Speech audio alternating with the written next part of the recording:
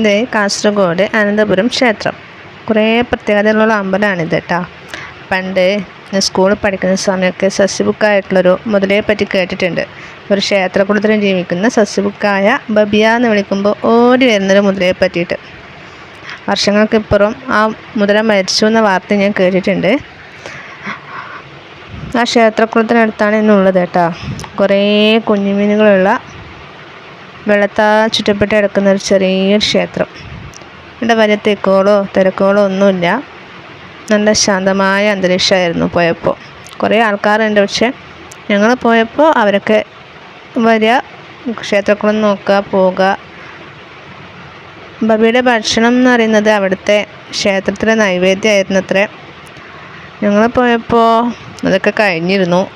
അവിടെ അതിന് തൊട്ടിപ്പുറം ഒരു ചെറിയൊരു ക്ഷേത്രമുണ്ട്. ബബിയും ഉണ്ടായിരുന്നപ്പോൾ ആ കൽപ്പടകളൊക്കെ കയറിയിട്ട് ഇതിലൂടെ സഞ്ചരിച്ച് ഇവിടെ ഒരു ചെറിയ കുളമുണ്ട് അത്രേ, അവിടെയൊക്കെ പോവുമായിരുന്നു അത്രേ.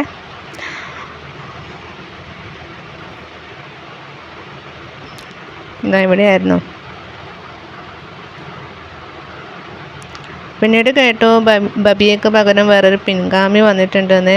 നിങ്ങൾ അതിനെയും കണ്ടില്ല, ഭാഗ്യമുള്ളവർക്ക് മാത്രമേ അതിനെ കാണാൻ പറ്റൂ എന്ന് പറഞ്ഞു. ഞങ്ങൾക്ക് ആ ഭാഗ്യം ഉണ്ടായില്ല. കുറേ കുഞ്ഞു മത്സ്യങ്ങളുണ്ട്. ഞങ്ങൾ കുറേ നോക്കി. ഇതിൻ്റെ അടുത്തൊരു ഗുഹയുണ്ട് എന്നൊക്കെ പറയുന്നത് കേട്ടു, ഒരു അറ പോലെ. അവിടെയാണ് ആ മുതല താമസിക്കുന്നതെന്നൊക്കെ പറഞ്ഞു അവർ. പക്ഷെ ഞങ്ങൾ കണ്ടില്ല, അങ്ങ് അധികം പോകാനും പോയില്ല. അങ്ങനെ ഞങ്ങൾ കുറേ കുളത്തിൽ നോക്കിയിരുന്നു. കാണാത്തത് കൊണ്ട് പ്രാർത്ഥിച്ചു, പ്രസാദം വാങ്ങി തിരിച്ചു വന്നു. Okay, bye. Thank you.